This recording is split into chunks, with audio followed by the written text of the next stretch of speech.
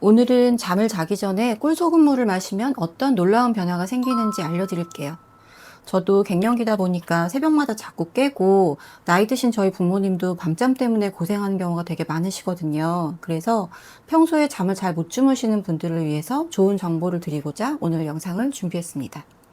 결론부터 말씀드리면 자기 전에 꿀소금물 한 잔을 매일 마시면 잠을 잘 자게 되고 몸에 피로가 풀려서 하루를 더 활력 있게 보낼 수가 있습니다. 그리고 몸속에 있는 노폐물을 배출해 주기 때문에 아침 붓기도 빼주면서 다이어트 그리고 피부도 더 건강해집니다. 그런데 그냥 마시는 것보다 어떻게 마시는지도 굉장히 중요합니다. 지금부터 설명드려 볼게요. 소금물을 매일 마시면 좀 몸에 해롭지 않을까 하는 생각이 드실 수가 있어요.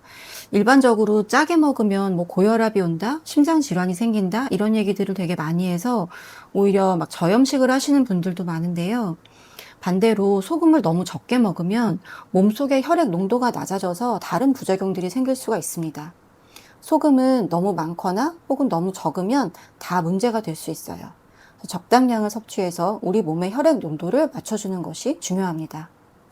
우리 몸의 혈액 농도는 0.9%로 항상 유지돼야 되는데 이 농도가 너무 높으면 몸에 수분을 끌어와서 혈액량이 되게 많아지는 그리고 고혈압이 발생을 하게 되고요.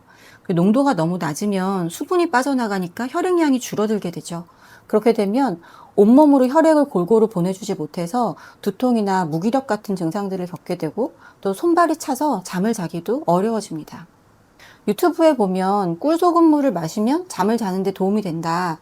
또 시골에 계신 90세 누님이 알려주신 시골 비법이다. 이런 얘기들을 많이 하시는데 이건 바로 꿀과 소금이 가지고 있는 특별한 효능 때문입니다.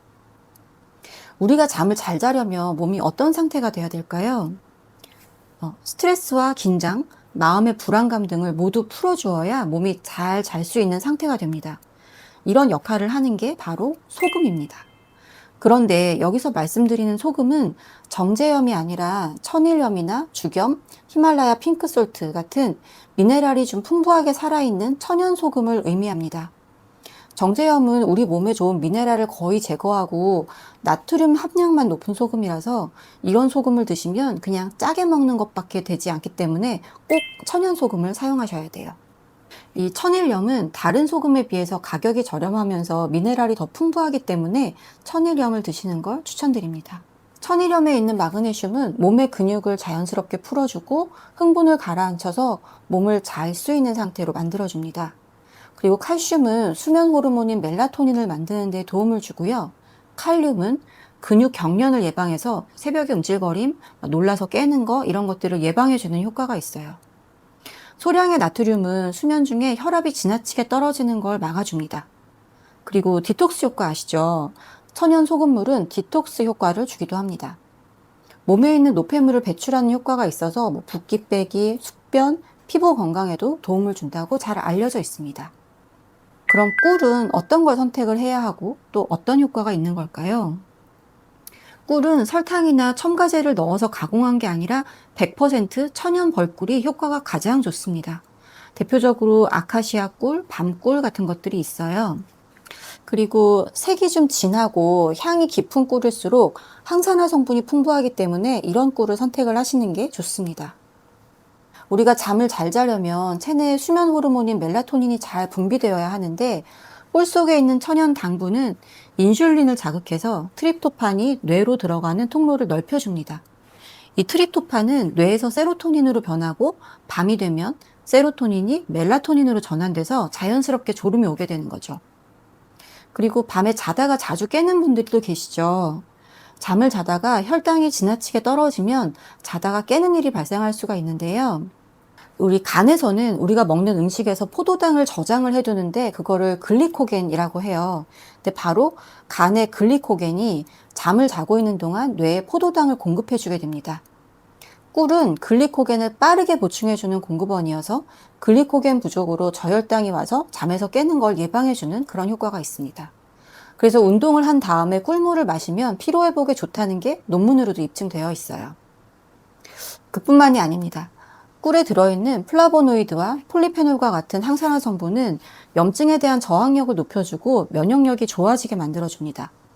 목감기로 고생을 할 때 꿀물을 드시는 경우가 많잖아요. 바로 꿀에 들어있는 항산화 성분이 항균 작용을 하기 때문인데요. 그 어린아이들이 기침으로 고생을 할 때 어떤 진해제보다 꿀이 더 효과가 있다, 이런 연구 결과도 있습니다. 그렇다면 왜 꿀과 소금을 함께 먹는 게 좋을까요? 꿀과 소금은 단독으로도 좋지만 함께 먹을 때 효과가 2배 이상 높아집니다. 꿀은 뇌에 에너지를 공급하고 소금은 그 에너지가 신경과 근육에 원활히 전달되도록 합니다. 근데 왜 자는데 뇌에 에너지를 공급해야 하지? 하고 의문이 드실 수도 있는데요. 우리가 잠을 자는 동안에도 뇌는 낮 동안에 얻은 정보들을 알기 쉽게 착착 정리하는 일을 하거든요. 마치 이렇게 도서관에서 낮 동안에 사람들이 읽고 여기저기 놔둔 책들을 다 정리해가지고 서가에 꽂아놓는 것처럼 필요 없는 정보는 버리고 꼭 필요한 정보를 제자리에 넣어주는 일을 하면서 계속해서 에너지를 필요로 합니다. 그러니까 만약에 자는 동안 뇌에 에너지가 부족하게 되면 뇌는 뭔가 위험 신호를 받아들여서 잠에서 깨고 다시 잠들기가 어려워지는 거예요. 꿀과 소금을 같이 먹게 되면 엔진에 연료를 넣어주고 시동을 걸어주는 것처럼 동시에 시너지를 내는 효과가 나오는 겁니다. 그래서 꿀과 소금을 함께 마시는 꿀소금물을 추천드립니다. 그럼 어느 정도 양으로 어떻게 마시는 게 효과적일지 궁금하실 텐데요. 준비물과 함께 영상을 따라 해보세요. 아주 쉽습니다. 물은 냉수나 너무 뜨거운 물이 아니라 체온과 비슷한 미지근한 물이 좋습니다. 뜨거운 물에서는 꿀의 영양 성분이 파괴되고 활성효소가 급격하게 줄어들게 되고요. 찬물에서 소금은 잘 녹지도 않고 흡수율도 떨어지게 됩니다.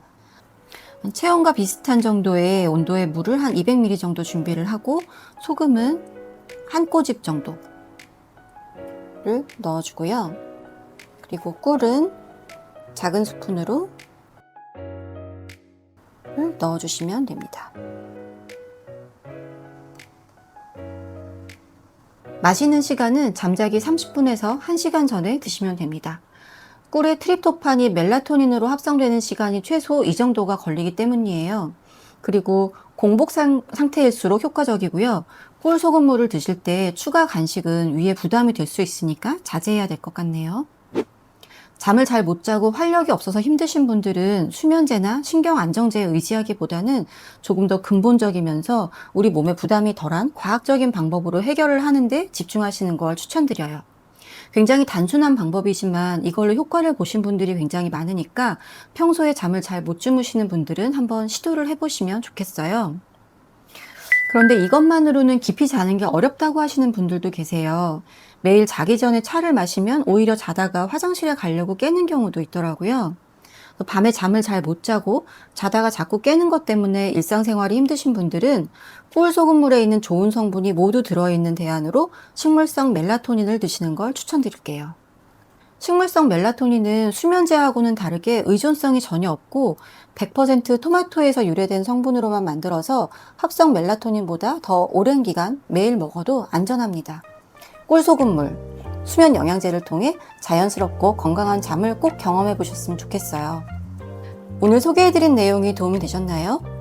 저는 오랜 시간 수면, 잠에 대해서 공부하고 연구를 해왔고 앞으로도 수면 건강에 대해서 꾸준히 연구하면서 직접적으로 도움이 되는 정보들을 전달해 드리겠습니다. 제 채널을 구독해 주시면 앞으로 좋은 정보를 쉽게 받아보실 수 있으니 채널 구독 꼭 부탁드립니다. 다음에는 더 좋은 정보로 찾아뵐게요. 오늘도 건강한 하루 보내세요.